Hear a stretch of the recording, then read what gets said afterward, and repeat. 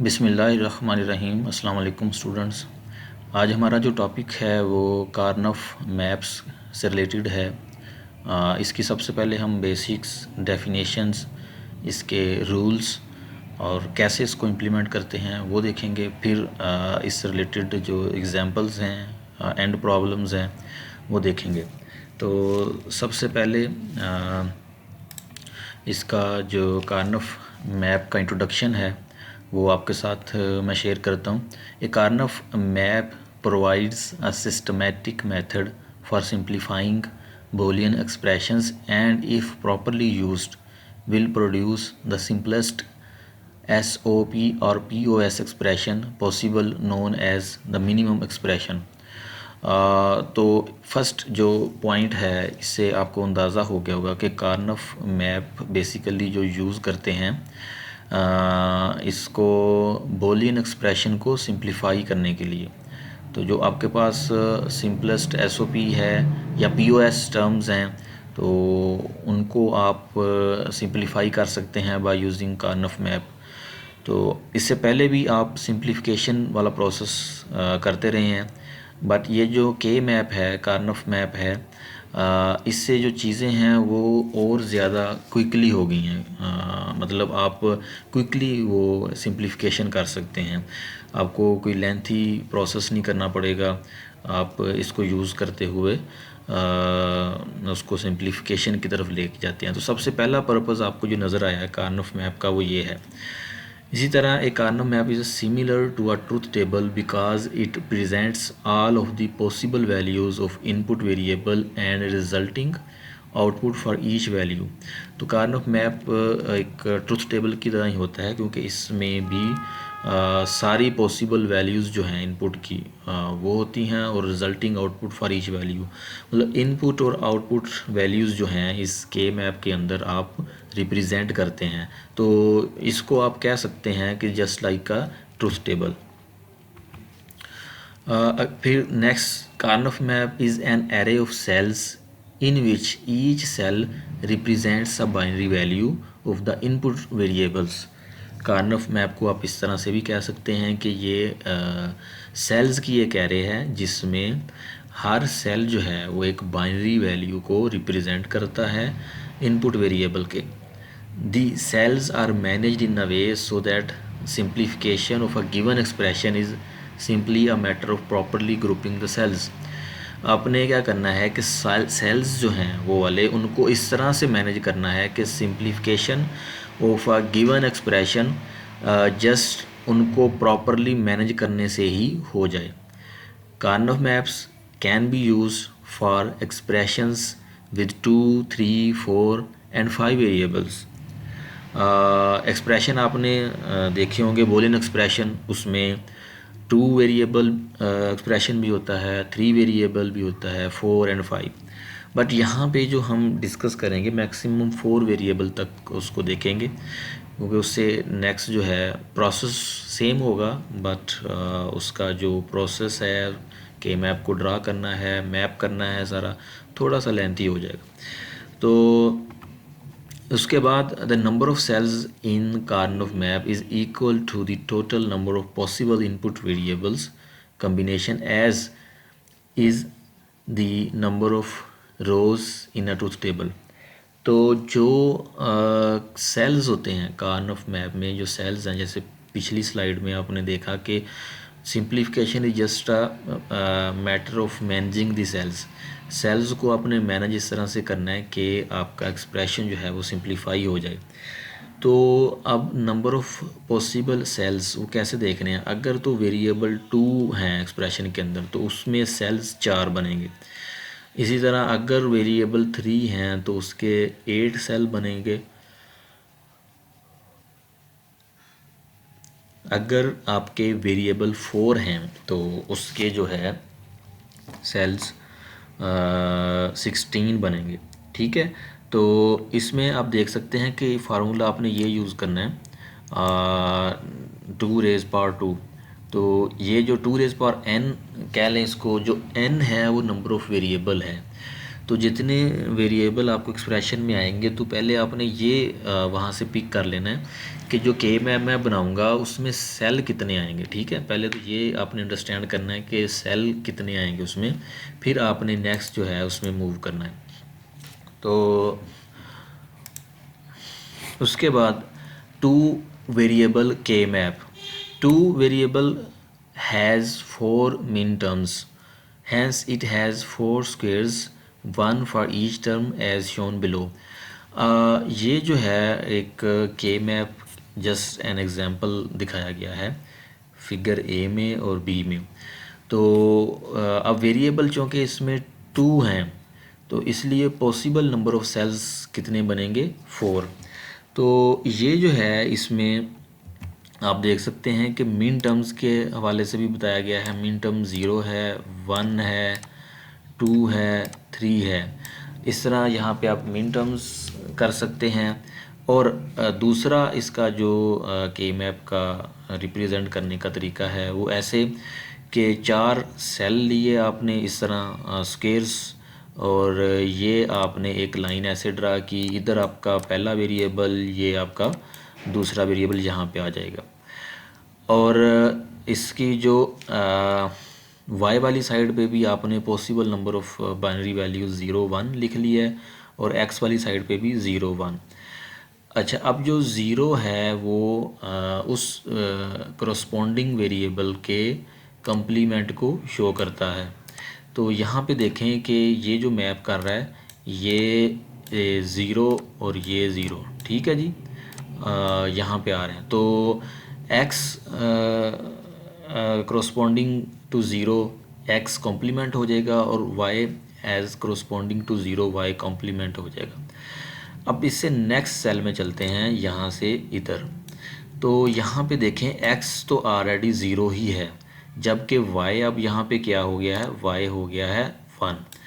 तो y आपके पास 1 है और x ज़ीरो है, तो इसके करस्पॉन्डिंग इसको हम लिखेंगे x कॉम्प्लीमेंट y।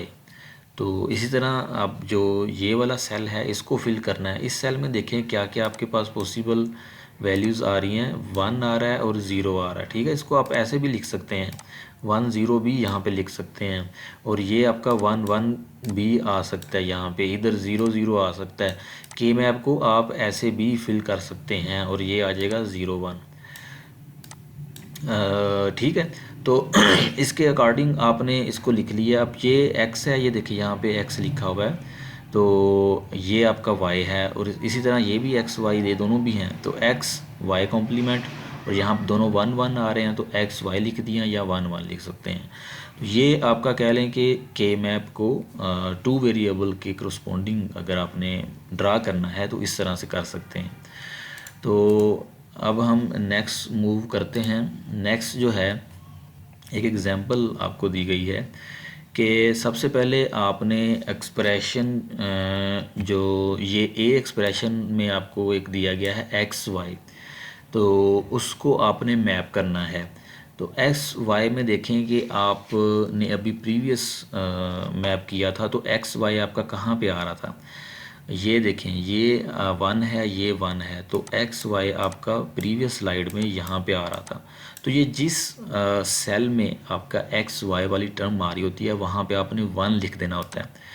ठीक है जी, उसको 1 से आप रिप्रेजेंट कर सकते हैं। बाकी सारे जो सेल्स हैं उधर कुछ भी नहीं आ रहा तो वो एज एम्प्टी आप उसको छोड़ दें। ये वाला तो हो गया पार्ट। अब ये बी पार्ट है। बी पार्ट में मेन एक्सप्रेशन आपका ये है, ठीक है, मेन एक्सप्रेशन ये है जिसको आपने के मैप में ड्रा करना है। तो इसमें देखें सबसे पहली जो मिन टर्म है m1 वो है x complement y। x complement y कहाँ पे आया था, ये इधर, तो जिस सेल में आ रहा है उधर आपने 1 लिख दिया। नेक्स्ट एक्स वाई कॉम्प्लीमेंट मतलब x 1 है और y का कॉम्प्लीमेंट है, तो दूसरी मिन टर्म यहाँ पे आ गई।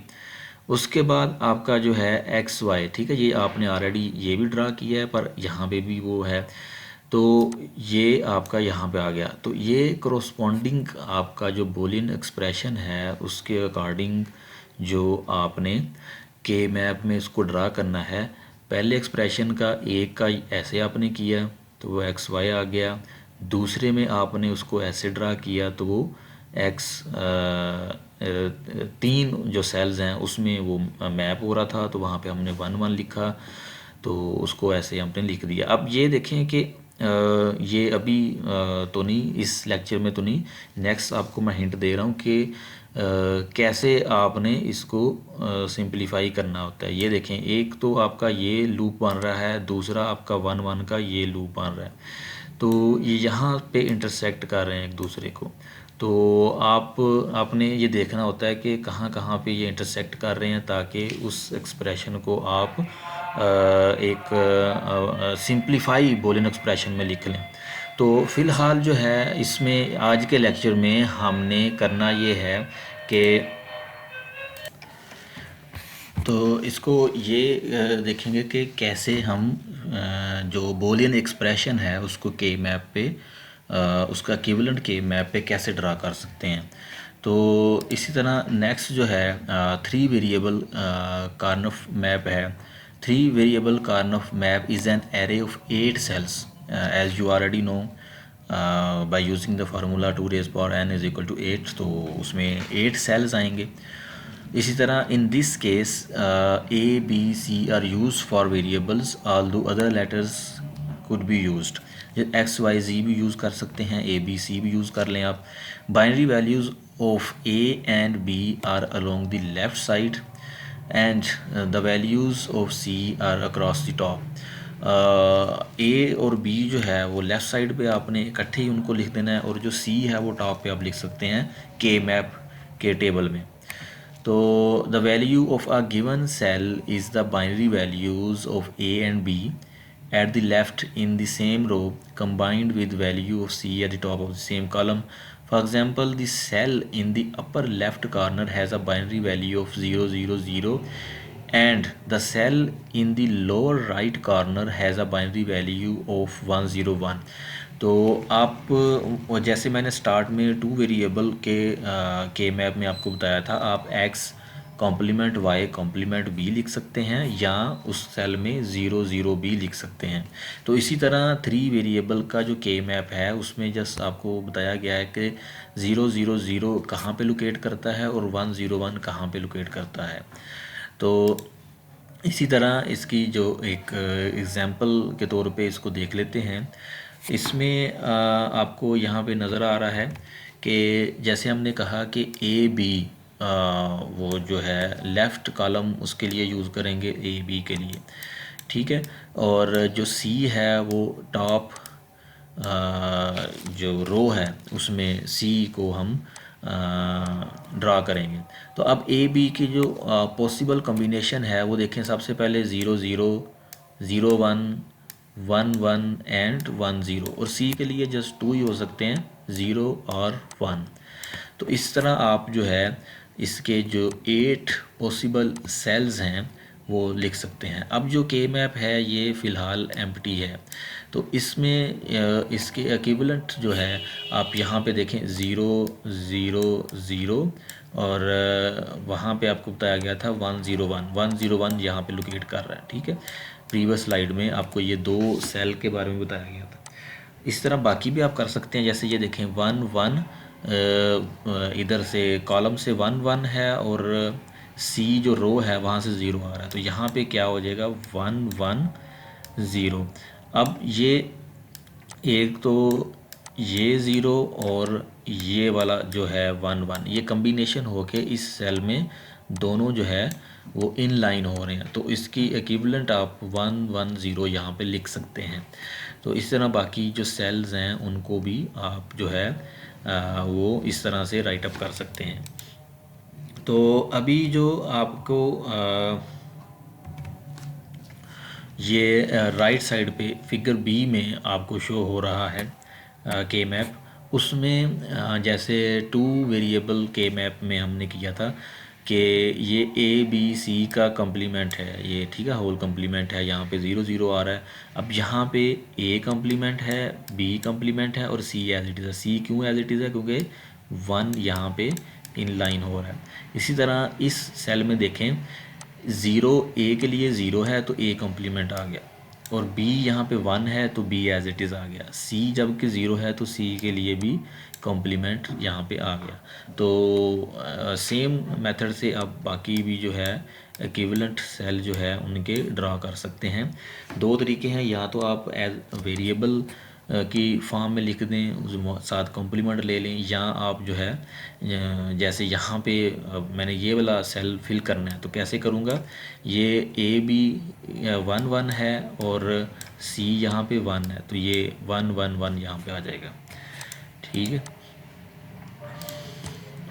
Four variable Karnaugh map, four variable Karnaugh map जो है वो एज इट इज़ उसमें 4 वेरिएबल यूज़ हो रहे हैं, ए बी सी डी, और वैल्यू जो है सेल में आपने ए बी को राइट साइड पे जो लेफ़्ट साइड पे कॉलम है वहाँ पे ड्रा कर देना है, और सी डी को टॉप पे आपने टॉप जो रो है वहाँ पे ड्रा कर देना है। तो इसका भी इक्विवेलेंट देखें आपके सामने स्क्रीन पे शो हो रहा है। तो ए बी आपने इस साइड पे ले लिया लेफ़्ट कॉलम में, और सी डी टॉप रो में आपने सी डी को ले लिया। इनके जो पॉसिबल कम्बिनेशन है वो लिख दें, ए बी के लिए 0 0 0 1 1 1 1 0, सेम सी डी के लिए आ जाएगा। ठीक है, ये आपने ऐसे कर दिया। अब आपने ये सारे सेल जो हैं वो फिल करने हैं। लेट्स सपोज मैं रैंडम कोई ये वाला सेल लेता हूँ, ये लेता हूँ, कोई सा भी ले लें। ठीक है, तो जैसे ये सेल है जी, ठीक है, इसको हम फिल करते हैं। तो ये कैसे होगा, सबसे पहले ए बी, ए यहाँ पे 0 है, बी 1 है तो ये लिख लिया। इसी तरह ये सेल जो यहाँ पे आ रहा है इसकी कोरस्पोंडिंग वैल्यू क्या यहाँ पे है, ये है 0 एंड 1। तो ये भी आपके सामने है कि किस तरह आपने ये वाला सेल फिल किया। अब सेम वही 2 वेरिएबल 3 वेरिएबल का मेथड यूज़ करते हुए आपने वेरिएबल की फॉर्म में इस के मैप के टेबल को फिल करना है। तो यहाँ पे देखें चारों 0 आ रहे हैं, तो ए बी सी डी सब का कॉम्प्लीमेंट है।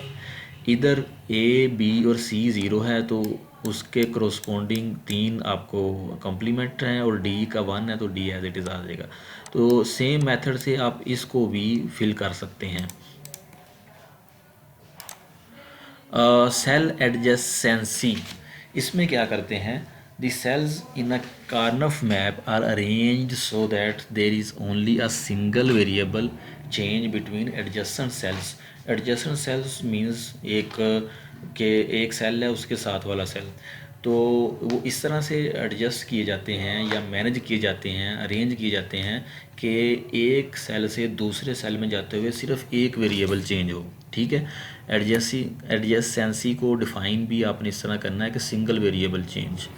Sales with values that differ by more than 1 variable are not adjacent. ठीक है, वही चीज़ है कि जिसमें मोर देन 1 वैल्यू से वो डिफ़र कर रहे हैं तो वो एडजेसेंट सेल नहीं हैं। अब इसको देखते हैं कि एडजेसेंट सेल कौन कौन से हैं। तो आपको देखें यहाँ पे ए बी सी डी जो है उसका हमने लिखा हुआ है। अब ये सेल है एक, लेट्स सपोज इसके एडजेसेंट सेल ये है, ये है, ये है, ये है। ठीक है, ये इसके एडजेसेंट सेल्स हैं। Only one arrow point between adjacent sales, जो यहाँ पे आपको टेबल पे एरो शो हो रहे हैं वो आपको पॉइंट कर रहे हैं एडजेसेंट सेल्स का।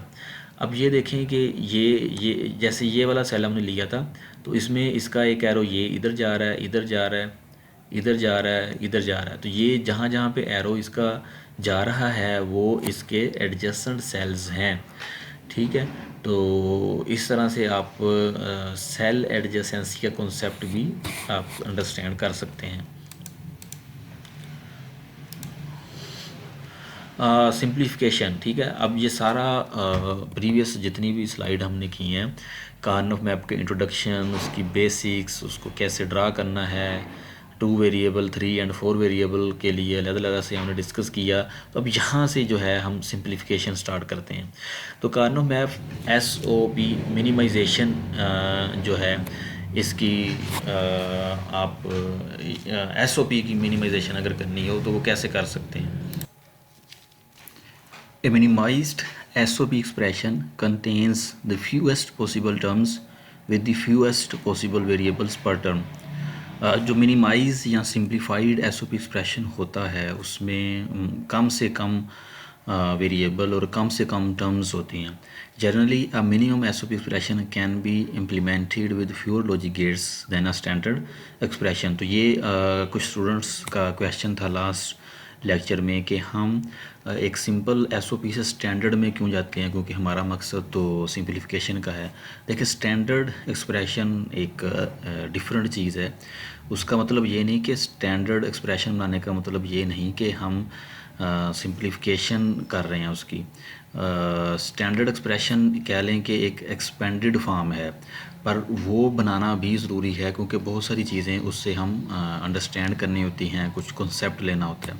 तो यहाँ पे भी देखें कि एक सिंपलेस्ट या मिनिमम एसओपी एक्सप्रेशन जो है उसमें लॉजिक गेट बहुत कम से कम लॉजिक गेट होते हैं as compare to standard expression. तो नेक्स्ट जो है mapping a standard SOP expression. Mapping, सबसे पहले मैपिंग ये है कि एक एक्सप्रेशन आपको गिवन है, उसको आपने मैप करना है कार्नफ मैप में। तो मैप कैसे करना है वो आपको बताता हूँ। For an SOP expression sum of products expression in standard form A1 is placed on the Karnaugh map for each product term in the expression. जो 2 वेरिएबल 3 और 4 में हमने 1 कहीं पे प्लेस किया था, कहीं पे एम्प्टी छोड़ दिया था। तो 1 कहाँ पे प्लेस करना है, जहाँ पे आपकी कोरस्पॉन्डिंग वो टर्म जो है वो मीट कर रही है। Each one is place in a cell corresponding to the value of a product term. For example for the product term A B complement C, A1 goes to 101 cell. ठीक है, वही चीज़ repeat की गई है कि मैप कैसे करते हैं। तो A B कॉम्प्लीमेंट C जो है उसमें 1 वहाँ पे जाएगा जहाँ पे 101 आपका आएगा।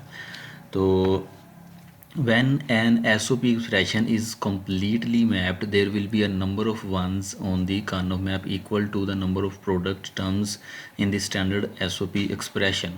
तो जब आप उसको completely मैप कर लेते हैं तो जो नंबर ऑफ वंस हैं कार्नोव मैप पे वो equal to the number of product terms in standard SOP expression.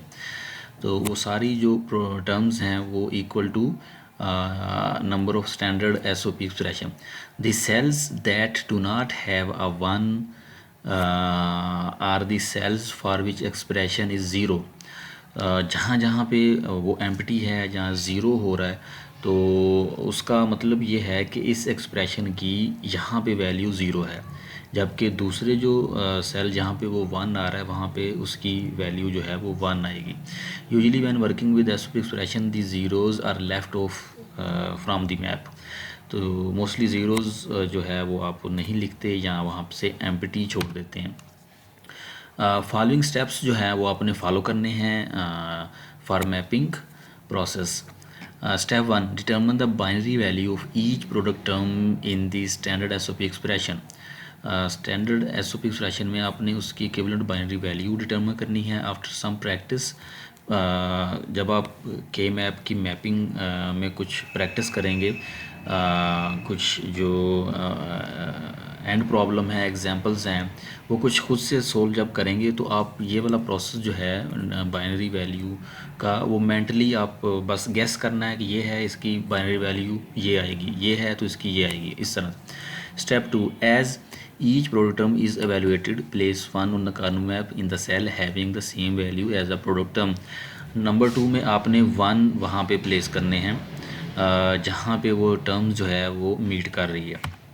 उसके बाद ये एक एक्सप्रेशन देखें, ए बी सी का कॉम्प्लीमेंट तीनों का प्लस ए बी दोनों का कॉम्प्लीमेंट और सी का कॉम्प्लीमेंट नहीं है। इसी तरह ये आपके सामने दूसरी जो दो टर्म्स हैं ए बी और सी का complement plus A B C as it is. तो देखें कि यहाँ पे ये एक एक्सप्रेशन हमें गिवन था, ठीक है। अब एक एक टर्म को आपने देखना है कि किधर जाके कार्नफ मैप में ये मैप हो रही है। सबसे पहली जो है वो आ रही है फर्स्ट जो सेल है वहाँ पे, तो उधर आपने 1 लिख देना है। दूसरी जो टर्म है वो कहाँ पे आ रही है, सेकंड जो सेल है टॉप रो में, तो इसी तरह ये वाली 110 देखें, ये दो 11 है, ये 0 है। मतलब मैं हर लिहाज से बताने की अब कोशिश कर रहा हूँ कि आपने कोरोस्पोंडिंग सेल में कैसे जाना है। तो ये देखें यहाँ पे एरो लगा हुआ है कि इधर आ रहा है। इस तरह लास्ट टर्म जो है वो 100। अब 100 एक तो ये है और थर्ड ज़ीरो ये सी वाला, ये यहाँ पे आ गई। अब ये देखें चारों टर्म जो हैं के मैप में आपने इनको मैप कर दिया है। ये मैं सर्कल कर रहा हूँ चारों को। तो जो बाकी है वो एम्प्टी है, बाकी ये वाले जो सेल्स हैं ये एम्प्टी हैं। तो ये जस्ट आपने एक एक्सप्रेशन गिवन है, उसको मैप करना है। कैसे करेंगे वो यहाँ पे आपने गैस करना था। नेक्स्ट जो है वो देखें, फॉलोइंग स्टैंडर्ड एसओपी एक्सप्रेशन है, स्टैंडर्ड, ठीक है। तो उसको आपने मैप करना है। स्टैंडर्ड कैसे है ये देखें, पहली टर्म में तीनों वेरिएबल हैं, दूसरी में है, तीसरी में है, चौथी में है। तो सारी जो टर्म्स हैं उसमें तीनों वेरिएबल हैं, तो ये स्टैंडर्ड है। अब इनके इक्विवेलेंट बाइनरी जो है वो हमने कैसे, जो कॉम्प्लीमेंट है उसकी जगह पे 0, बी पे 0, सी 1, ये 0, B1, सी 0, ये 1, 1, 0। तो इसकी जो यही जो आपने सबसे पहले स्टेप में इनकी बाइनरी वैल्यू को डिटरमिन करना है। फिर ये वाली जो बाइनरी वैल्यू आपने देखनी है कि इधर कैसे आ रही है। तो इसको आप जो है ए यहाँ पे अब ये टेबल है 0, 1, इसको आप ए भी इस साइड पे भी ले सकते हैं और सी यहाँ पे आ जाएगा। ए अकेला यहाँ पे ले लें लेफ़्ट कॉलम में और बी सी को उधर ले जाएं। तो वो आपकी मर्ज़ी है, जिस तरह से भी आपने इसको के मैप को ड्रा करना है। सबसे पहले देखें कि 0, 0, 1 कहाँ पे आ रहा है। ये हमारी पहली टर्म है, इसको देखते हैं कि 0, 0, 1 कहाँ पे आ रहा है। तो ये इसमें सबसे पहले ए तो 0 होगा। तो ये देखें 0, 0, 1, ये वाली टर्म जो है ये आ गई इधर। फिर आपका 0, 1, 0, 0, 1, 0, ये आपकी टर्म आ गई इधर 0, 1, 0, 1, 1, 0, 1, 1, 0, ये आ गई इधर, ठीक है। 1, 1, 0, तो उधर आपने 1 प्लेस कर दिया। लास्ट पे आपकी टर्म है 1, 1 एंड 1। तो ये देखें तीनों 1 कहाँ पे आ रहे हैं, एक तो ये है और दूसरा 2 1 यहाँ पे हैं। तो इसका कोरोस्पोंडिंग सेल कौन सा बन रहा है, ये मैं ऐसे ही चले जाता हूँ इधर। तो ये चारों जो स्टैंडर्ड टर्म्स थी उनके कोरोस्पोंडिंग के में आपने इस तरह से इसको मैप कर देना है। तो नेक्स्ट जो है इसका देखते हैं, एक आपके सेल्फ असेसमेंट के लिए टास्क 1 है कि इस स्टैंडर्ड एसओपी को आपने मैप करना है। तो ये भी नोट कर लें, ये आपने जो है एज असाइनमेंट के तौर पे सबमिट करवाना है। टास्क 1 है, एक्सप्रेशन गिवन है, इसका आपने के मैप में मैपिंग करनी है। उसके बाद चले जाएं 4 वेरिएबल के मैप में। 4 वेरिएबल के मैप में स्टैंडर्ड एसओपी गिवन है आपको। स्टैंडर्ड एसओपी के अकॉर्डिंग आपको ये देखें, ये 1, 2, 3, 4, 5, 6 और 7 टर्म्स हैं। तो सबसे पहले तो के मैप सिंपल ड्रा करें ना, ए बी यहाँ पे ले लें, सी डी यहाँ पे ले लें। ये अब 7 1s आएंगे मैप में, ये तो आपने देख लेना है कैसे। सबसे पहले ए और बी का कॉम्प्लीमेंट है सी डी, इसकी बाइनरी वैल्यूज़ आप यहाँ पे लिख लें, या अगर जस्ट आपने गैस कर लिया है तो देखें कहाँ पे आपका वो आ रहा है। ए बी का कॉम्प्लीमेंट और C D as it is ये इधर आ रहा है, ठीक है जी। ए बी का कॉम्प्लीमेंट दोनों 0 हैं और ये 1, 1 है। तो इस तरह जो बाकी रिमेनिंग टर्म हैं वो भी आप लोग देख सकते हैं। सबसे पहली वाली टर्म मैंने आपको बता दी यहाँ पे आ रही है। बाकी जैसे आपने 3 वेरिएबल का के मैप की मैपिंग की है वो भी आप इसको कर सकते हैं। उसके बाद 4 वेरिएबल स्टैंडर्ड एसओपी का भी एक आपको सेल्फ असेसमेंट है, ये टास्क भी आपने करना है और सबमिट करवाना है, इसको भी नोट कर लें। नेक्स्ट मूव करते हैं, mapping a non standard SOP expression. ये थोड़ा सा आपका कह लें कि कॉम्प्लेक्स कह लें, कॉन्सेप्चुअल कह लें, या कन्फ्यूजन्स रिलेटेड ये है कि स्टैंडर्ड एसओपी तो आपको पता है, मतलब आपको एक्सप्रेशन गिवन है, जस्ट उसके कोरोस्पोंडिंग आप बाइनरी वैल्यूज़ लिखें और उसको के मैप में ड्रा कर दें। अब अगर एक नॉन स्टैंडर्ड एसओपी एक्सप्रेशन है उसका क्या करेंगे, तो उसमें सबसे पहले आपने करना है कि if an expression is not in standard form then it must be converted, उसको आपने पहले स्टैंडर्ड में कन्वर्ट करना है। It can also be done through numerical expansion, जैसे आपने प्रीवियस सिंपल एसओपी से स्टैंडर्ड एसओपी में कन्वर्ट करके देखा था, वैसे कर सकते हैं। या एक और मेथड है वो यहाँ पे आपको इंट्रोड्यूस कराते हैं जो कि एफिशिएंट अप्रोच है। वो क्या है, नॉन स्टैंडर्ड प्रोडक्ट टर्म है, तो उसमें कुछ मिसिंग वेरिएबल होते हैं, ठीक है। Assume that one of the product term in a certain 3 variable SOP expression is A B. A B एक टर्म है जिसमें सी मिसिंग है, तो सी आप क्या करेंगे, उसके बहुत पॉसिबल कॉम्बिनेशन। अब ए बी यहाँ पे क्या है, ए 1 है, बी 0 है, तो इसके साथ सी क्या हो सकता है, सी या तो 0 होगा या 1 होगा, ठीक है। तो सी की दोनों पॉसिबल वैल्यूज़ आपने लिख ली, सी 1 0 0 भी हो सकता है, 1 0 1 भी हो सकता है। तो इसके साथ साथ एक और एग्जांपल कर लेते हैं कि एक एक्सप्रेशन में जस्ट बी था, मतलब A B C plus B plus A B C complement इस तरह से। तो बी एक टर्म थी जिसमें 2 वेरिएबल अब मिस हैं, 2 वेरिएबल मिस हैं, तो उसका क्या करेंगे, उसके भी पॉसिबल जो कम्बिनेशन है वो हम ड्रा करेंगे। ये देखें, ये टेबल आपको शो हो रहा होगा, इस टेबल में आपने बी लिख लिया, बी चूँकि इसका कॉम्प्लीमेंट नहीं है, ये थ्रू आउट 1 ही रहेगा, ये देखें, ठीक है। इसके साथ वाले ए एंड सी ये मिसिंग है तो ए सी एज इट इज़, ये एंड पे देखें, ए बी सी तीनों एज इट इज़ ऐसे आ सकते हैं, या ए कॉम्प्लीमेंट बी सी हो सकता है तो उसमें ये वाला है, या दोनों का कॉम्प्लीमेंट हो सकता है, ये हो सकता है, या एक कॉम्प्लीमेंट और सी सी का कॉम्प्लीमेंट और ए एज इट इज़। तो ये 4 पॉसिबल इसके जो है टर्म्स बन सकती हैं स्टैंडर्ड फॉर्म में। तो ये आपने सारी जो हैं उसमें जो रिमेनिंग आपकी टर्म्स हैं उनके साथ ऐड कर देनी है। ये यहाँ पे भी लिखा हुआ है 1 2 3 4, ये टर्म्स हैं जो आपकी बाकी रिमेनिंग टर्म है उसमें इन चारों को ऐड कर दें तो आपकी स्टैंडर्ड एसओपी फॉर्म बन जाएगी। उसके बाद आपने ये देखें, ये एक एग्जांपल है, आपने A plus A B complement plus A B C इसको मैप करना है। तो सबसे पहले देखें, इसमें फर्स्ट टर्म में बी और सी मिस है, सेकंड टर्म में सी मिस है, तो इसको कैसे करेंगे आप। ये यहाँ पे ये लिखा हुआ है numerical expansion given expansion can be done as follows. इसको हम इस तरह से करेंगे।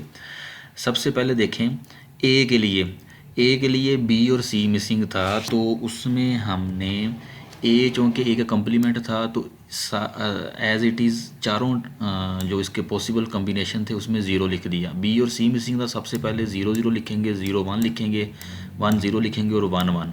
तो ये पॉसिबल 4 इसके जो है कम्बिनेशन बन सकते थे। जो सेकंड टर्म है उसमें जस्ट सी मिस था, तो सी के जस्ट 2 ही बनेंगे, 0 बनेगा या 1 बनेगा, ठीक है ना। तो ये दोनों भी लिख दिए। अब हमने जो इसका के मैप ड्रा करना है, के मैप में ये सारों ही हमने ड्रा करने हैं, सारों ही। अब ये देखें ऑलरेडी 7 टर्म्स हैं, तो जस्ट 1 लेफ़्ट है, तो वो एम्प्टी है, बाकी सारे जो हैं वो पॉसिबल यहाँ पे कॉम्बिनेशन है, तो उनके कोरोस्पोंडिंग सेल में हमने 1 लिख देना है, ठीक है। अब दूसरा जो है एक एंड प्रॉब्लम ये है जो कि आपने एज आ टास्क करना है इसको, और ये टास्क नंबर 3 हो गया, इसको भी नोट करें, ये आपने करके सबमिट करवाना है मुझे। नेक्स्ट देखें, map the following SOP expression on a Karnaugh map. तो ये थोड़ा सा लेंथी है, इसको हमने मैप करना है। तो देखें, सबसे पहले ये टर्म है बी और सी, इसमें ए एंड डी मिस है, ये 4 वेरिएबल एक्सप्रेशन है, तो इसमें आपने मिसिंग टर्म पहले नोट कर लेनी है कौन कौन सी हैं। तो उसको आपने कैसे फिल करना है, इस तरह से पहले ये सारी एक्सप्रेशन में जो टर्म्स हैं वो लिख लें। इसमें बी और सी जो गिवन है वो आपने एज इट इज़ ड्रा कर देनी है थ्रू आउट, ठीक है। ये देखें बी सी 0 है, दोनों का कॉम्प्लीमेंट है, ये लिख दिया। ए और डी के पॉसिबल कम्बिनेशन हम लिखते जाएंगे, पहले दोनों 0 0 0 1 1 0 1 1। इसी तरह ये देखें ए और बी सेम रहेगा थ्रू आउट कम्बिनेशन, सी और डी जो है वो जो पॉसिबल उसके कॉम्बिनेशन है वो हमने लिख देने हैं। तो 4 टर्म्स ये बन गई। यहाँ पे सिर्फ डी मिसिंग था तो डी 0 या 1, ठीक है। ये डी के ये पॉसिबल, बाकी चारों में बाकी तीनों टर्म में 4 वेरिएबल पूरे हैं तो उनको नहीं हमने छेड़ना। अब ये सारी जो टर्म्स हैं, ये 0 0 0 जितनी भी हैं, इनके कोरोस्पोंडिंग के मैप में हमने 1 प्लेस कर देना है। 1 प्लेस करेंगे तो ये आपके सामने है, ये यहाँ पे 1 आ जाएगा, बाकी जो मैप है के मैप वो एम्प्टी रह जाएगा। तो इस तरह ये भी आपने कर लिया। इसी से रिलेटेड एक एंड प्रॉब्लम है A plus C complement D plus A C D complement plus ये। तो इसको आपने एज टास्क नंबर 4 ये करके ये सबमिट। तो पूरे इस लेक्चर में 4 टास्क हैं आपके लिए, चारों आपने करके ये मुझे वीक के एंड पे आपने सबमिट करवा देने हैं। तो आई होप कि ये लेक्चर थोड़ा सा कंफ्यूजिंग था पर इंटरेस्टिंग भी है कि मैं नई चीज़ एक इंट्रोड्यूस किया आपने। तो इसको अंडरस्टैंड करेंगे और अच्छे से जो है इसको आप कंप्लीट करेंगे। तो जब ये टास्क आप करेंगे तो मोस्ट ऑफ द थिंग्स आप अंडरस्टैंड कर जाएंगे। फिर भी अगर आपको कोई कन्फ्यूजन होती है तो आप एनी टाइम मुझसे शेयर कर सकते हैं या पूछ सकते हैं। तो इंशाल्लाह मिलते हैं नेक्स्ट लेक्चर में, तब तक के लिए अल्लाह हाफिज़।